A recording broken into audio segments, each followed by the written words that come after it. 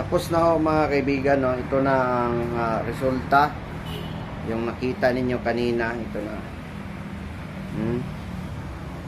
So, lalagay natin to sa paso. Parang ganun. Gaganon siya. So, we restore the life of this coconut, no? This coconut tree. So, nare-restore na ho natin kasi nasusunog ito kanina. Mamamalaya ninyo, dito maitim.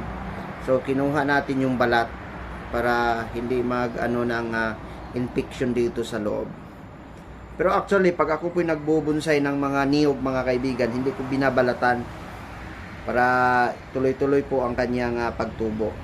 As of this day, kasi nakapulot tayo sa kanal, no, naaanod sa baha na ganito, niyog, kaya binalatan natin kasi nasusunog dito. Siguro nasusunog sa itaas to, galing ito sa kaingin sa ibabaw. So, nandito tayo sa baba. Nakita natin kanina. Alam nyo kasi, pag we are a bonsai lover, kahit ano makikita natin. We restore on that. Maraming salamat. Ito na po.